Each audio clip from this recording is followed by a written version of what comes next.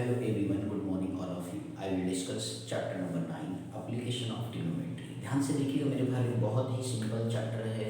मजा आएगा आपको क्वेश्चन देख करके, कॉन्सेप्ट को भी सीख करके।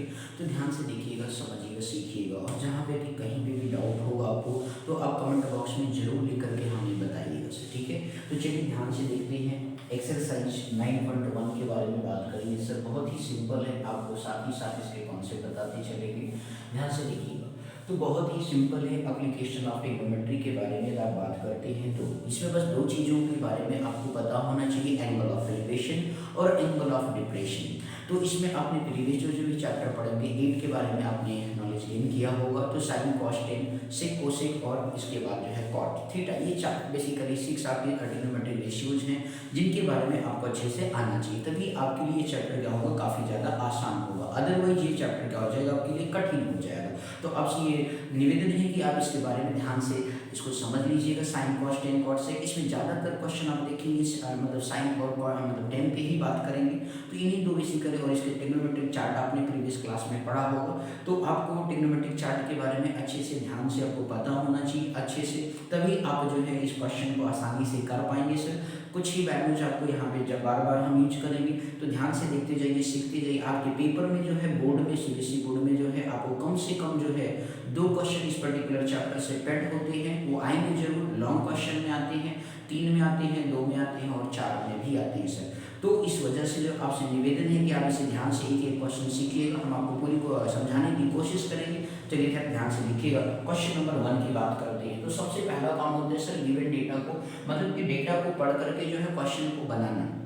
उसी हिसाब से इसमें मेन चीज़ क्या होता है कि बेसिकली एप्लीकेशन ऑफ ट्रिग्नोमेट्री में आपको डायग्राम बनाना आना चाहिए। यदि आपका डायग्राम बन गया सर तो आंसर बहुत ही छोटा होता है। क्वेश्चन देखने में बहुत बड़ा होता है पर आंसर बहुत ही छोटा होता है। तो इसलिए आपसे निवेदन है कि आप इसे ध्यान से देखेंगे, सीखेंगे, समझेंगे, परेशान नहीं होंगे, ठीक है सर। चलिए सर, आपसे ये निवेदन है हमारा, ध्यान दीजिएगा सर। क्वेश्चन नंबर 1 की बात करते हैं। आपको सबसे पहले क्वेश्चन नंबर 1 में ये कहा गया कि एक सर्कस आर्टिस्ट है, इस क्लाइंबिंग 20 मीटर लॉन्ग रोप। अब मीन्स आपसे ये कहा गया कि एक सर्कस आर्टिस्ट है, इस क्लाइंबिंग 20 मीटर लॉन्ग। आप कभी कभी सर्कस में गए होंगे तो रोप क्या होता है सर, थोड़ा सा स्लैंट होता है, ठीक है ना। तो 20 मीटर का रोप हो गया, विच इज टाइटली स्टेज। पहले का आपका क्या करना है सर, क्वेश्चन को 2 से 3 बार आपको पढ़ना है और फिर उसके बाद क्वेश्चन को सिंप्लीफाई करना है, ठीक है सर। तो आपको ये कहा गया एक सर्कस आर्टिस्ट है, इस क्लाइंबिंग 20 मीटर लॉन्ग रोप है, which is tightly stretched and tied from the top of a vertical pole to the ground. तो बेसिकली एक वर्टिकल पोल को हमेशा इस तरीके से आप डायग्राम में दिखाएंगे। वर्टिकल पोल आपका सर ये हो गया,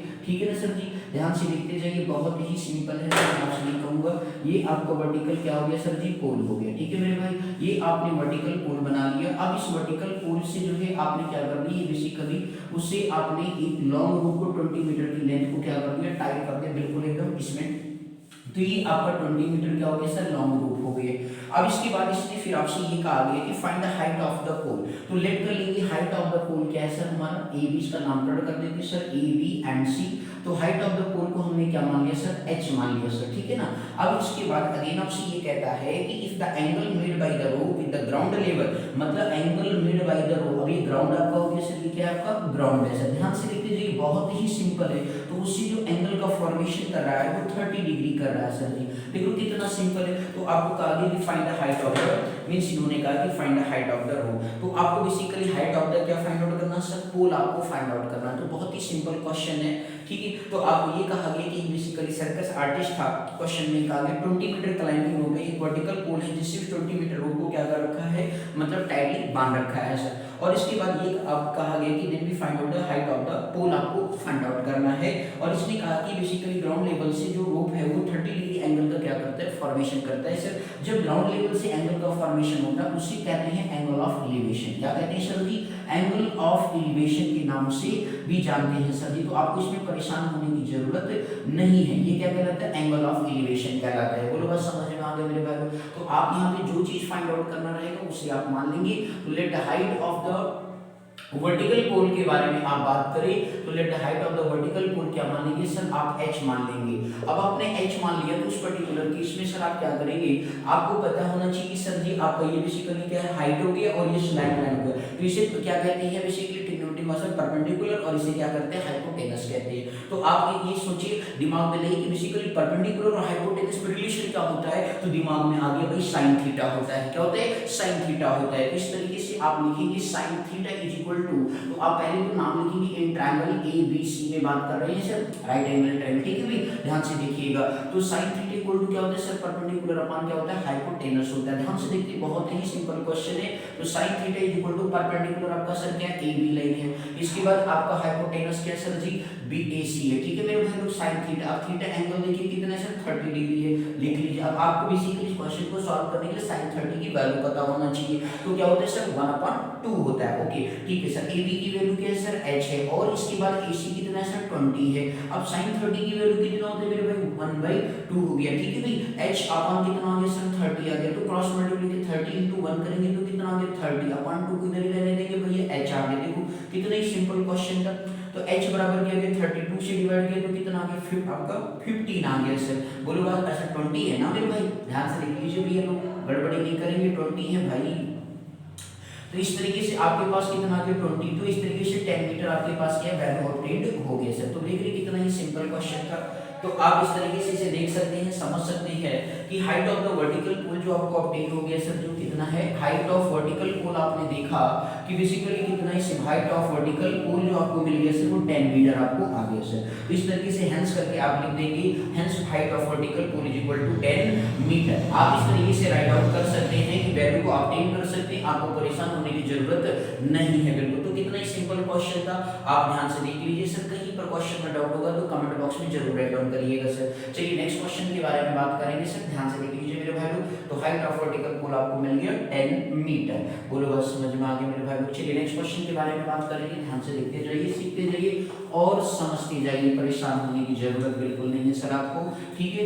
आपको जल्दी जल्दी कोई चैप्टर कवर करेंगे सर, आपको परेशान होने की जरूरत नहीं है, ठीक है। 4 दिन 5 दिन में एक चैप्टर कंप्लीट करते जाएंगे, क्वेश्चन बस आप सीखते जाएं हर एक चैप्टर। क्वेश्चन नंबर 2 के बारे में बात करेंगे सर। एक ट्री है सर, इन्होंने कहा कि ब्रेक्स ड्यू टू स्टॉर्म। मान लीजिए अब ट्री तो सर क्या होता है? वर्टिकल होता है। ट्री आपने बना ली, ये मान लीजिए सर कुछ क्या है सर? ट्री है। ट्री का नाम दे दिया आपने भी, ए और बी नाम दे दिया, ठीक है, वर्टिकल और ये आपका बी हो गया। अब ये ट्री क्या होता है सर? इसमें क्वेश्चन में लिखा है कि a tree breaks down due to storm. तूफान आ गया, तूफान आ गया तो पेड़ क्या हो गया? टूट गया। अब मान लीजिए पेड़ टूट गया तो ग्राउंड को टच करता है, वो ऐसी जगह से टूटा है कि वो ग्राउंड, मान लीजिए कुछ यहाँ से टूट गया सर, तो वो ग्राउंड को क्या कर रहा है सर? टच कर रहा है, ऐसा बोला गया। And broken part bends so that the top of the trees touches the ground making an angle 30। मतलब वो हॉरिजॉन्टल से इस तरीके से वो बेसिकली गिर गया कि वो हॉरिजॉन्टल से क्या कर रहा है सर? 30 डिग्री का एंगल का फॉर्मेशन कर रहा है सर। मान लीजिए जिस पर्टिकुलर पॉइंट से ब्रेक हो उसका नाम हमने दे दिया सी, और जहां पे टच कर रहा है ग्राउंड को उसका नाम दे दिया क्या? डी। बात समझ में आ गया सर? ये कंप्लीट ए बी क्या है? लेट द मतलब हाइट ऑफ द ट्री जो है क्या है? A B. तो ए बी की हाइट क्या मान लेते हैं? एच मान लेंगे। आगे इसने क्या किया? The distance between the foot of the tree to the point where the top touches the ground is 8 metre. Means आपसे ये कहा गया मेरे भाई लोग, बहुत ध्यान से देखो क्वेश्चन में उन्होंने कहा कि the distance between the foot of the tree to the point, tree to the point ये हो गया सर जी, और इसके बाद इसने कहा कि where the top touches the ground is 8 metre. मतलब कि बेसिकली जो टॉप टच करे ये फुट ऑफ टू, ये कितना डिस्टेंस है सर जी? 8 मीटर आपको गिवन है मेरे भाई लोग। तो इसने कहा कि find the height of the tree. तो हाइट ऑफ द ट्री क्या करना सर? आपको ऑब्टेन करना है। बात बताओ sir, height of the tree होगा क्या? हाइट ऑफ द ट्री क्या है सर? ए बी है, और ये जो ए सी है, ए सी भी तो ब्रेक होकर के यहाँ पे सी डी बना है, इसका मतलब ए सी बराबर क्या होगा सर जी? सी डी होगा। देखो ध्यान से एक बार क्वेश्चन पूरा रिपीट कर देते हैं। एक बेसिकली पेड़ है, उस पेड़ की वर्टिकल हाइट आपका मतलब ये पेड़ हो गया। अब वो पेड़ जो है बेसिकली तूफान है, या तूफान आने की वजह से वो क्या हो गया? ब्रेक हो गया। तो जो उसका ब्रेक होने के पॉइंट को क्या करता है? जो टूटा हुआ पार्ट होता है ग्राउंड को टच करता है, 30 डिग्री एंगल पे टच करता है। ये कहा गया कि पेड़ से जहां पे वो पर्टिकुलर पॉइंट का टूटा हुआ पार्ट टच करता है ग्राउंड को, उसके बीच की जो डिस्टेंस है वो 8 मीटर है। कितना है मेरे भाई? 8 मीटर है। यदि 8 मीटर है तो उस पर्टिकुलर केस में उन्होंने कहा कि then we find out the height of the tree. क्या निकालना है? हाइट ऑफ द ट्री निकालना है। तो चलिए बहुत ही सिंपल सा डायग्राम है सर, ध्यान से देखिएगा। तो लेट कर लेंगे, late the height of the tree जो है मेरे भाई, late the height of tree आपके पास क्या हो गया? h मान लेते सर। यहाँ पे h जो है एक तरीके let height of the tree h हो गया। तो इस तरीके से फ्रॉम फिगर से आप बात करें तो उस पर्टिकुलर केस में आप लिख सकते हो सर जी आपका h बराबर क्या है सर AB है, और यहाँ पे AB हमें निकलेगा सर कैसे, AB जो अब निकालेंगे सर जी, तो देखिए AC प्लस क्या होगा सर BC होगा, AC प्लस क्या होगा, ध्यान से देखते रहिए मेरे भाई लोग, BC या CB लिख सकते हो। और आपको पता है कि जो AC है सिंस करके आप यहाँ लिखेंगे AC बराबर क्या है सर CD है, क्योंकि यही तो आपका टूटा हुआ पार्टी तो ग्राउंड को टच कर रहा है ना मेरे भाई, तो AC बराबर CD, तो इस तरीके से क्या हो जाएगा सर CD प्लस क्या हो गया सर BC हो गया, तो H बराबर आपके पास जो वैल्यू ऑब्टेन्ड हो गया H बराबर CD प्लस क्या आ गया सर जी BC आ गया। अब आप यहाँ पे ध्यान से देख सकते हो कितना ही आसान है। तो मेरे भाई एक बात बताओ, आपका ये बेसिकली टोटल आपका क्या है H है, ध्यान से देखते जाइए और समझते जाइए, इसकी वैल्यू आपने क्या माना सर H मान लिया, बोलो क्लियर है भाई। अब आपने H को आपने ऑब्टेन कर लिया सर, तो आप ये बताओ टोटल हाइट क्या है H है, तो आपके पास BC, देखो BC अपन क्या कर दीजिए सर DB कर दीजिए, ध्यान से देखते जाइए, तो इसे आप क्या मान लीजिए सर इक्वेशन नंबर 1 मान लीजिए। एक बार क्या करते हैं सर, देखो ट्रायंगल CBD में बात करेंगे तो क्या होगा, परपेंडिकुलर अपॉन क्या होता है मेरे भाई बेस होता है, तो परपेंडिकुलर अपॉन बेस क्या देता है सर जी tan थीटा देता है, तो आप लिखेंगे इन ट्रायंगल क्या बात करेंगे CBD में, ध्यान से देखना मेरे भाई लोग, तो tan theta is equal to क्या आ गया, परपेंडिकुलर अपॉन क्या आ गया मेरे भाई बेस आ गया, परपेंडिकुलर tan थीटा देखो कितना है भाई 30 डिग्री, कोई दिक्कत नहीं सर, परपेंडिकुलर आप देखो कितना है भाई BC है, ठीक है भाई, और इसके बाद बेस कितना है BD है, बोलो क्लियर हो गया भाई। अब इस तरीके से BC की वैल्यू हमें फाइंड आउट यहाँ से मिल सकता है, तो tan 30 की वैल्यू आपको पहले तो बात आनी चाहिए, tan 30 होता क्या है 1/√3 होता है, लिख लीजिए मेरे भाई लोग, तो 1/√3 हो गया। BC की बात करें तो BC आपका अननोन है, और BD कितना हो गया सर 8 हो गया। अब इस तरीके से आप वैल्यू ऑब्टेन करेंगे तो 8 1 जाते, यहाँ से देख सकते हैं BC इक्वल टू कितना आ गया मेरे भाई लोग 8/√3 आ गया, ठीक है ना सर, तो BC की वैल्यू आ गई 8/√3, इसे क्या कर सकते हैं रेशनलाइजेशन कर सकते हैं, पर अभी इसको एज इट इज ऐसे रहने दीजिए, बाद में इसको देखेंगे, ठीक है सर। तो इसे आप इक्वेशन नंबर 2 दे दीजिए, बोलो क्लियर हो गया मेरे भाई लोग, कोई दिक्कत इसमें। अब इसके बाद जो है मेरे भाई ध्यान से देखिएगा, बहुत ही सिंपल है। आप अब यहाँ पे बेस, अब इस तरीके से क्या होता है ध्यान से देख सकते हो कि बेस अपॉन क्या होता है हाइपोटेनस करें तो क्या होता है cos थीटा होता है। तो अगेन बात करेंगे, अगेन इन ट्रायंगल जो है ध्यान दीजिएगा मेरे भाई, बहुत ही सिंपल सा क्वेश्चन है।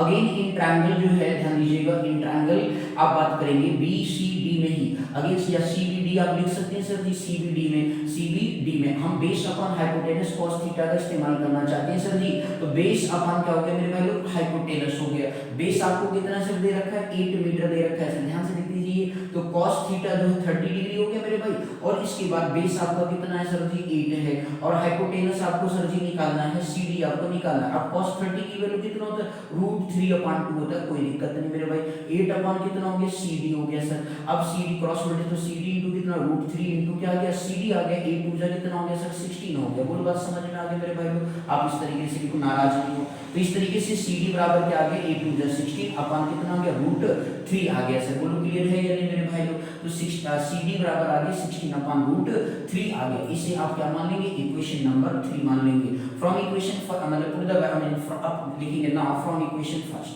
ठीक है ना, नाउ फ्रॉम इक्वेशन फर्स्ट से आप क्या करेंगे सर जी, नाउ फ्रॉम इक्वेशन फर्स्ट से मतलब कि पुट द वैल्यू मींस जो है H बराबर आपका जो है यहाँ पे लिख सकते now from equation first H बराबर CD की वैल्यू फ्रॉम इक्वेशन नंबर 2 16/√3 हो गया, और BC की वैल्यू क्या आ गया सर जी 8/√3 आ गया सर।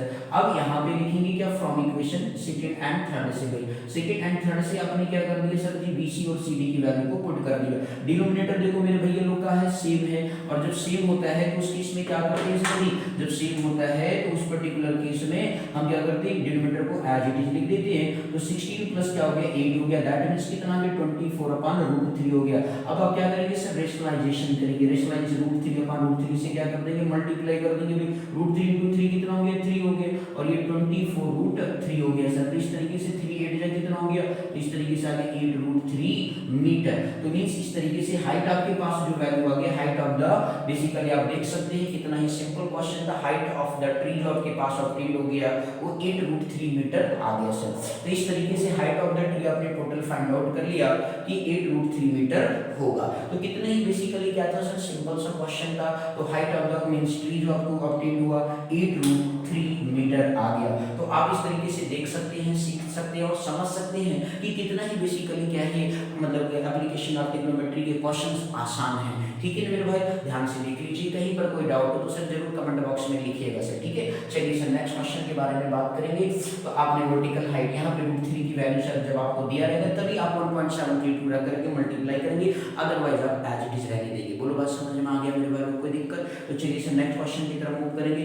बहुत ही सिंपल क्वेश्चन है, ध्यान से देखते जाइए सर, ठीक है। चलिए नेक्स्ट क्वेश्चन के बारे में बात करेंगे सर।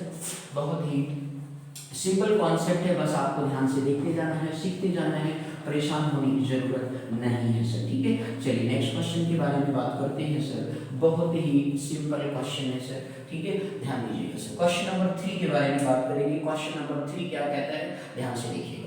आपसे ये कहा गया कि पर्टिकुलर एक contractor plans to install 2 slides for the children to play in a park. मतलब कि 2 स्लाइड बनाता है। आप जैसे आजकल देखते होंगे पार्क में जाते होंगे तो स्लाइड बने होते हैं बच्चों को बेसिकली मतलब वो जो इस पे स्लिप करती हैं, ठीक है ना। For the children due the age of 5 years, मतलब एक 5 साल के बच्चों केस 1 बात कर लेते हैं सर, केस नंबर 1 टेक कर लेते हैं जो 5 ईयर्स की स्टूडेंट है, ठीक है ना भाई, 5 ईयर्स के चिल्ड्रन है। तो फॉर 5 ईयर्स चिल्ड्रन, ठीक है, फॉर 5 ईयर्स चिल्ड्रन के बारे में आप बात कर रहे हो सर, ठीक है ना। तो उस केस में आपसे ये कहा गया कि she prefers to have a slide which top is at a height of 1.5 metre. मतलब कि स्लाइड का जो टॉप है वो कितना है भाई, 1.5 मीटर है सर, ध्यान से देखिएगा। तो ये आपका स्लाइड हो गया सर। एंड इन्होंने कहा कि incline at an angle of 30 degree. तो ये ग्राउंड हो गया सर। इस ग्राउंड से कितना इंक्लाइन है सर कि 30 डिग्री का इंक्लिनेशन है सर, बिल्कुल समझ में आ गया। इसका नामकरण कर देते हैं ए बी सी। दूसरा आपसे ये कहा गया कि basically she want to have, अभी whereas for elder children के लिए आपसे कहा गया कि she want to have a steep slide at a height of 3 metre. दूसरा केस आपको ये कहा गया, केस नंबर सेकंड में आपसे ये कहा गया कि एक 3 मीटर का, आपको अलग अलग डायग्राम से परेशान होने की जरूरत नहीं है। तो 3 मीटर का हो गया ये बेसिकली एल्डर मतलब फॉर एल्डर चिल्ड्रन के लिए हो गया सर जी, फॉर एल्डर चिल्ड्रन के लिए आपका ये हो गया सर जी। तो इस केस में आप यहाँ पे देख सकते हो फॉर एल्डर चिल्ड्रन के लिए जब आपसे बात की गई तो उस पर्टिकुलर केस में 3 मीटर का है और ग्राउंड से जो एंगल का फॉर्मेशन हो रहा है वो 60 डिग्री का हो रहा है। कितने का भाई, 60 डिग्री का एंगल का क्या हो रहा है सर, फॉर्मेशन हो रहा है। ध्यान से देखते हैं, बहुत ही सिंपल है। इन्होंने कहा कि what should be the length of the slide in each case. तो स्लाइड इन केस के मतलब ये क्या करेंगे, स्लाइड करना है सर, ये क्वेश्चन मार्क हो गया सर। बोलो बात समझ में आ गई कि नहीं। तो बहुत ही सिंपल क्वेश्चन है सर, आप इसे ध्यान से देखो। तो हर एक केस में तो case number 1 and case number 2, तो यहाँ पे फॉर केस 1 की बात करेंगे। ध्यान से देखिएगा सर, दोनों का डायग्राम आपको क्लियर हो गया होगा अभी। तो फॉर केस 1 की बात करें तो आपको पता है कि सर जी ये बेसिकली हाइट हो गया, ठीक है ना, स्लाइड का। और इसके बाद ये आपको कितने स्लाइड कितना लेंथ करते हैं, तो ये लेंथ आपको पता करनी है। तो दैट मींस हाइपोटेनस पता करनी है। तो हाइपोटेनस पता करने के लिए क्या होता है सर, परपेंडिकुलर मान क्या होता है, हाइपोटेनस होता है। तो इस तरीके से केस 1 की बात करें तो इन ट्रायंगल एबीसी में आप इसका नाम दे सकते हैं सर जी, यहाँ पे डीईएफ दे सकते हैं सर, क्लियर है। अब इस तरीके से केस नंबर फर्स्ट में बात करेंगे ट्रायंगल एबीसी में अगर आप बात करेंगे तो क्या लिखेंगे सर, लेट कर लेंगे भाई, यहाँ पे बेसिकली जो है ध्यान दीजिएगा। तो साइन थीटा हो जाएगा ना, परपेंडिकुलर अपॉन हाइपोटेनस के बारे में बात करेंगे तो उस केस में जो है तो साइन थीटा आपके पास क्या आ जाएगा सर, परपेंडिकुलर अपॉन क्या हो गया सर, हाइपोटेनस हो गया। अब साइन थीटा कितना सर, 30 डिग्री दे रखा, परेशान होने की जरूरत है, 30 डिग्री हो गया भाई। परपेंडिकुलर क्या सर दे रखा आपको, AB दे रखा, और इसके बाद हाइपोटेनस कितना सर जी, AC है। तो साइन 30 कितना हो गया, 1/2 हो गया सर। अब इसके बाद जो है सर AB, आप यहाँ पे ध्यान दीजिएगा, साइन AB की वैल्यू कितनी सर, 1.5 आपको दे रखा है सर जी। और आपको हाइपोटेनस AC निकालना, AC को आपने इधर टेक कर दिया सर जी, AC × 1 कर दिया तो AC क्रॉस मल्टीप्लिकेशन किया, 2 × कितना हो गया सर जी, 1.5 हो गया। अब 1.5 मतलब 2 5 या 10 हो गया सर, डेसिमल लगा दिया, 2 × 2 + 1 कितना हो गया 3। तो दैट मींस आपका लेंथ ऑफ जो है 5 चिल्ड्रन स्टूडेंट का कितना आ गया सर जी, 3 मीटर का आपका आ गया। बोलो क्लियर है सर जी, यानी तो आपको यहाँ पे ये निकल गया कि hence the length of slide, hence length of slide. तो इस तरीके से लेंथ ऑफ स्लाइड जो आपने फाइंड आउट कर लिया सर जी फॉर 5 इयर्स स्टूडेंट और 5 ईयर चिल्ड्रन के लिए जो है कितना है सर जी, आप ध्यान से देख सकते हैं कितना है, 3 मीटर है। बोलो क्लियर हो गया मेरे भाइयों, कितना ही सिंपल कॉन्सेप्ट था। तो आप देख सकते हो कि कितना ही बेसिकली सिंपल तरीके से क्वेश्चन निकल रहे, कहीं कठिन लग रहे क्या भाई, ध्यान से बता देना कमेंट बॉक्स में लिख करके मेरे भाई। चलिए सेकंड बात करते हैं कि ट्रायंगल DEF की बात करें तो सेम ऐसे उसमें भी करना है, परेशान होने की जरूरत आपको नहीं है। तो ट्रायंगल DEF में perpendicular upon hypotenuse, that means sin theta की बात कर रही है। तो sin थीटा यहाँ पे परपेंडिकुलर अपॉन हाइपोटेनस कर लिया। थीटा आपको तो सर एंगल कितना है सर, 60 डिग्री दे रखा है सर। परपेंडिकुलर आपको देख लीजिए सर कितना है, P आप DE लिख सकते हो, पहले आप लिखने के तरीके पे ध्यान रखेंगे सर जी, DE अपॉन क्या हो गया, DF हो गया। और इस तरीके से आपने इसे आगे सॉल्व कर लिया सर। sin 60 की वैल्यू कितना होता है, √3/2 होता है सर। सर। डीई की वैल्यू आप देख सकते हैं 3 मीटर है और डीएफ आपको फाइंड आउट करना है सर। तो क्रॉस मल्टीप्लिकेशन के रूट 3 इंटू कितना आ गया सर, डीएफ आ गया, और ये 3 इंटू कितना हो गया, 2 हो गया। अब डीएफ बराबर क्या हो जाएगा सर जी, 6 अपॉन कितना हो गया, रूट 3। रेशनलाइजेशन करेंगे सर जी, तो रेशनलाइजेशन जब आप करेंगे तो रूट 3 से रूट 3 क्या हो गया, कैंसिल, ध्यान दीजिए सर। तो इस तरीके से रूट 3 इंटू रूट 3 क्या हो गया, आपने पढ़ा होगा रूट ए इंटू रूट ए बराबर क्या होता है सर, ए होता है। तो अब इस तरीके से आपका ये 3 हो गया और ये बन गया 6 रूट 3, तो 3 1 जा 3, 3 2 जा 6 हो गया। तो इस तरीके से आपके पास क्या आ गया, वैल्यू आ गया सर जी, आप ध्यान से देख सकते हैं डीएफ बराबर क्या आ गया, 2 रूट 3 आपके पास मीटर आ गया। दैट मीन हेंस इस तरीके से लेंथ ऑफ स्लाइड फॉर जो है एल्डर चिल्ड्रन के लिए जो आ गया 2 रूट 3 मीटर आ गई है। आपको यहाँ पे रूट 3 की वैल्यू दे रखा होता है तो हम इसको जरूर सर आपको सॉल्व करके बताते, और यहाँ पे जब नहीं दिया रहेगा तो आपको सॉल्व करने की जरूरत भी नहीं है। नहीं तो आपको कि चलो रूट 3 की वैल्यू तो हमें याद है 1.732 होता है, अरे मेरे भाई वो आपको पुट करके नहीं, अब सीरीज पहले ऐसा होता था, पहले 2-4 साल पहले। अब जो है आपको रूट की वैल्यू टर्म में आंसर आप दे सकते हैं, तो परेशान होने की जरूरत बिल्कुल आपको नहीं है। देख लीजिए सर, आपको यहाँ पे ध्यान से तो लेंथ ऑफ जो लास्ट में टैगलाइन दी थी ना कि लेंथ ऑफ स्लाइड फॉर जो एल्डर चिल्ड्रन के लिए जो है कितना है, 2 रूट 3 मीटर है। तो आप इस तरीके से देख सकते हैं कि कितना ही बेसिकली सिंपल क्वेश्चन है, आपको परेशान होने की जरूरत नहीं है। चलिए इस तरीके से जो है नेक्स्ट क्वेश्चन की बात करेंगे सर, ध्यान से देख लीजिए मेरे भाई लोग, कहीं पर भी कोई डाउट लगे तो कमेंट बॉक्स में जरूर लिखिएगा, परेशान नहीं होइएगा सर। चलिए नेक्स्ट बात करते हैं सर अगले क्वेश्चन की। तो देख रहे कितना ही सिंपल क्वेश्चन है मेरे भाई लोग, बिल्कुल आपको कहीं डर नहीं लगेगा, ठीक है ना। एप्लीकेशन 2 क्वेश्चन सर जी पेड है आपके पेपर में, 100% गारंटी है सर कि आएगा ही आएगा, इसे कोई टाल नहीं सकता सर। इसलिए आपसे निवेदन है कि आप इसे ध्यान से देखेंगे, सीखेंगे, समझेंगे और परेशान नहीं होंगे। परेशान होने की जरूरत ही नहीं है सर जी, बिल्कुल मैथ तो बहुत ही सिंपल है सर। तो ध्यान से देखिए क्वेश्चन नंबर 4 भी देखिए, बहुत ही मजेदार क्वेश्चन है। आपसे ये कहा गया कि बेसिकली जो है एंगल ऑफ एलिवेशन जो दिया गया है of the top of tower. अब आपने टावर को कहीं तो तिरछा देखा नहीं होगा, सीधा सीधा देखा, तो ये भैया हो गया टावर। क्या हो गया मेरे भाई लोग, ये आपके पास क्या आ गया, टावर आ गया सर जी, ठीक है। अब इसके बाद इन्होंने कहा कि the angle of elevation of the top of tower from A point on the ground, मतलब कि एक पर्टिकुलर कहीं पर क्या है सर, पॉइंट है मान लो ग्राउंड पर, ठीक है। ये ग्राउंड मतलब थोड़ा दूरी पर टावर से ले लिया भाई। अब इसके बाद इन्होंने क्या कहा सर जी, which is 30 metre away from the foot, मतलब वो 30 मीटर दूर है वो पर्टिकुलर पॉइंट। मान लीजिए सपोज ये टावर हो गया ए बी और इसके बाद ये सी हो गया बी सी, जो है वो सी वो पॉइंट है जो टावर से 30 मीटर की दूरी पर है। कितनी दूरी पे भैया, 30 मीटर की दूरी पर है। बोलो बहुत बात समझ में आ गया। तो कितना सिंपल सा क्वेश्चन बात किया, तो भैया ऑब्जर्वर है कि एंगल ऑफ एलिवेशन, जब बेसिकली ग्राउंड से जो एंगल का फॉर्मेशन होता है, जब बेसिकली ऑब्जर्वर यहाँ पे प्रेजेंट होता है, ठीक है ना। ये सुंदर सी यहाँ पे जहाँ पे ऑब्जर्वर की जो बेसिकली टावर के टॉप को देख रहा है, तो हॉरिजॉन्टल से जो एंगल का फॉर्मेशन हो रहा है वो कितना हो रहा है भाई, 30 डिग्री हो रहा है। कितना हो रहा है भाई, 30 डिग्री हो रहा है। तो अब इस तरीके से आपसे कहा गया कि then find out the height of the tower. बताओ ये कुछ दिक्कत है क्या, आपको हाइट ही तो निकालना, बेस भी है ना, तो हाइट अपॉन क्या होता है, बेस, मतलब परपेंडिकुलर अपॉन बेस करते तो क्या होता है, tan थीटा होता है। तो लेट कर लो भाई, late the height of the tower is, क्या मान लेंगे, late the height of tower, ध्यान से देखिए बहुत ही सिंपल है। Let the height of tower is क्या मान लेंगे सर, h मान लेंगे। क्या मानेंगे मेरे भाई लोग, late the height of tower is h। तो इन ट्रायंगल की बात कर रहे हैं, इन ट्रायंगल ABC में बात करें सर, तो ABC में आप क्या करेंगे, बात करेंगे tan थीटा सर। तो tan थीटा इक्वल टू क्या हो गया, परपेंडिकुलर अपॉन क्या होता है मेरे भाई, बेस होता है। तो आपको यहाँ पे ध्यान से देख सकते हैं थीटा कितना दे रखा है, 30 डिग्री दे रखा। परपेंडिकुलर आप देखिए सर क्या है, AB है, और इसके बाद बेस कितना है सर जी, BC है। तो 30 की वैल्यू कितना हो गई, 1/√3 हो गई भाई। चलो ठीक है ना भाई, ध्यान से देखना, AB की वैल्यू निकालना है भैया, h है, BC कितना है भैया, 30 है। क्रॉस मल्टीप्लिकेशन में 30 × 1 कर लिया तो h बराबर 30 अपॉन कितना हो गया, √3 हो गया मेरे भाई लोग। अब इस तरीके से आप देख सकते हो 30 को रेशनलाइजेशन कर दो भैया, नाराज नहीं हो भैया, डरना नहीं। तो 30 आपको मैंने बताया √a जब बेस से मतलब रूट के अंदर जो वैल्यू है वो सेम होता है, तो पावर हाफ 1 हो जाता है। तो इस तरीके से आपका क्या हो गया, नीचे 3 हो गया, तो ये बन गया 30 √3, 3 1 जा 3, 3 10 जा 30 भैया। लो हाइट ऑफ आ गया टावर कितना हो गया, 10√3 मीटर आ गया सर। तो लिख देंगे hence height of the tower is 10√3 metre, hence height of tower. इस तरीके से आप लिख लेंगे मेरे भैया लोग, नाराज होने की जरूरत नहीं है। Hence of height of tower is 10√3 metre. सुनहरे अक्षर में टाइम लाइन लिख देना सर, बिल्कुल मजेदार से, नहीं तो भैया टीचर नंबर काट लेते हैं, ठीक है ना भैया लोग। तो बहुत ध्यान से उनकी नजर सीधा जब आंसर पे पड़ेगी तो बस आपको नंबर पूरा देंगे सर, टेंशन लेने की जरूरत नहीं है सर। चलिए एक अगला क्वेश्चन की बात करते हैं, क्वेश्चन नंबर 5 की बात करते हैं सर। पहले आप इसे ध्यान से देख लीजिए, कहीं पर भी कोई डाउट हो तो कमेंट बॉक्स में जरूर लिखिएगा सर। चलिए नेक्स्ट बात करते हैं सर, नेक्स्ट क्वेश्चन की बात, क्वेश्चन नंबर 5 की। ध्यान से देख लो भैया, कहीं कठिन तो ना लग रहा है। चलो सर ठीक है, आगे बढ़ते हैं।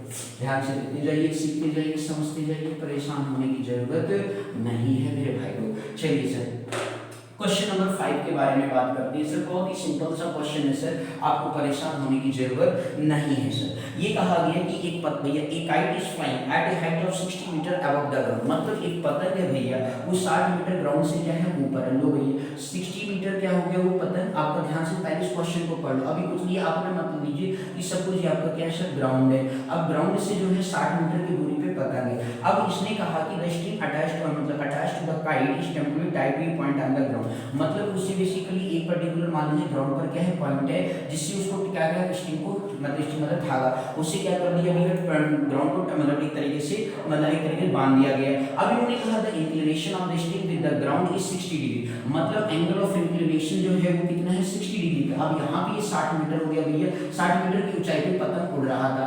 अब उसकी स्ट्रिंग को क्या बोला गया कि भैया एक पॉइंट से क्या कर दिया बांध दिया गया। अब बांध दिया गया, मैंने कर लो भैया बांध दिया, बिल्कुल चकाचक बांध दिया अच्छे से, ठीक है। अब इस तरीके से यहाँ पे आपका क्या भैया पतंग है, सुंदर सा काइट यहाँ पे प्रेजेंट है, बोलो क्लियर हो गया कि नहीं। तो ग्राउंड से वो 60 मीटर की ऊंचाई पे था। अब एक स्ट्रिंग से ये क्या है सर जी आपका स्ट्रिंग है मेरे भाई, क्या है ये स्ट्रिंग है, बोलो क्लियर हो गया कि नहीं। तो ये आपके पास स्ट्रिंग आ गया। अब ये ग्राउंड से जो एंगल बना रहा है सर जी कितना बना रहा है 60 डिग्री का बना रहा है, कितना बना रहा है 60 डिग्री बना रहा है। तो find the length of the string, मतलब आपको भैया ये फाइंड आउट करना है, लेंथ ऑफ द स्ट्रिंग बताना है, ठीक है। आगे फिर इसने कुछ कहा क्या, नहीं कहा, बस इसने कहा कि assume that there is no slack in the string, मतलब कहीं पे जैसे स्लैक का मतलब होता है कि कहीं पे जैसे धागा जो बेंड मतलब थोड़ा सा एक तरीके से कह सकते हो कि जैसे एकदम बिल्कुल स्ट्रेच है, ठीक है ना, तो इसमें कोई स्लैक नहीं है, ठीक है ना। तो अब इस तरीके से जैसे आपका ये हिल डुल रहा है बिल्कुल एकदम टाइट है, ठीक है ना, ये कहने का मतलब है। तो आपको बेसिकली क्या फाइंड आउट करना है सर जी, लेंथ ऑफ द स्ट्रिंग निकालना है। तो लेट आपको बेसिकली जो इसको निकालना है उसको यहाँ पे x मान लो, कोई दिक्कत नहीं, मन कहे तो let the length of the string is x मान लो, कोई दिक्कत की बात नहीं है सर जी, ठीक है ना। तो let the length of string is क्या हो गया सर जी x हो गया मेरे भाई, बोलो क्लियर हो गया कि कहीं पे कोई दिक्कत सर क्या। अब आप बात क्या करेंगे सर जी, देखो भैया परपेंडिकुलर आपको पता है और क्या पता है सर जी, क्या निकालना है सर, हाइपोटेनस निकालना है। तो परपेंडिकुलर अपॉन हाइपोटेनस क्या होता है, साइन होता है सर, तो परेशान होने की जरूरत नहीं है। तो ट्रायंगल का नाम लिख लो, इन ट्रायंगल ABC इसका नाम दे दो भैया जो ग्राउंड पर पॉइंट है, ठीक है। तो ABC हो गया सर। तो 10 आप यहाँ पे क्या लगने जा रहा है सर, साइन थीटा लगेगा, क्योंकि बेसिकली यहाँ पे हमें हाइपोटेनस बताना है। तो परपेंडिकुलर पता है, तो परपेंडिकुलर अपॉन क्या हो गया, हाइपोटेनस हो गया। यहाँ पे एंगल कितना 60 डिग्री दे रखा, परपेंडिकुलर आप सर देख लीजिए AB है सर, हाइपोटेनस कितना है सर जी AC है। तो sin 60 की बात करें सर, sin 60 कितना होता है मेरे भैया लोग बता दो जल्दी से, √3/2 होता है। थैंक यू सो मच बताने के लिए सर।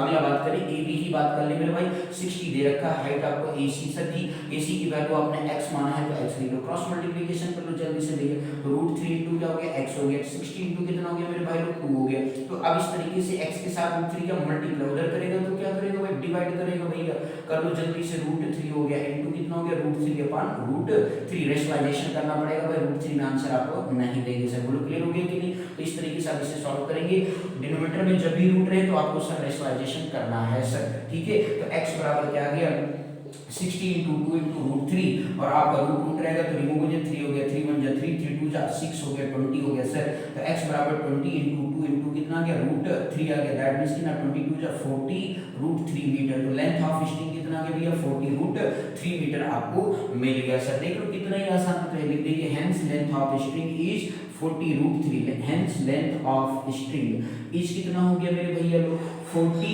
√3 मीटर हो गया सर, बोलो क्लियर है या नहीं मेरे भाई लोग। तो आप इस तरीके से देख सकते हैं कि कितना ही आसान क्वेश्चन थे, ठीक है मेरे भाई लोग। तो आप इसे बहुत ध्यान से देख लीजिए, कहीं पर भी कोई मन में डाउट हो तो आप प्लीज मेरे भाई लोग कमेंट बॉक्स में लिख करके बताइएगा, आपसे निवेदन। तो ध्यान से क्वेश्चन को देख लेंगे, एप्लीकेशन ऑफ ट्रिग्नोमेट्री के इस पर्टिकुलर वीडियो में मैंने 1 to 5 कवर किया है, आप इसे ध्यान से देख सकते हैं, सीख सकते हैं और समझ सकते हैं, आपको कहीं पर परेशान होने की जरूरत नहीं है, ठीक है भाई। अगला नेक्स्ट वीडियो में आपको 5 क्वेश्चन अगेन देंगे सर। तो thank you so much for watching this my video. लेकिन हाँ मेरे भाई लोग, आपको आप लोगों से हाथ जोड़कर निवेदन है कि आप जो है कमेंट में बेसिकली खासकर लाइक सब्सक्राइब एंड शेयर करना ना भूलें। Thank you so much.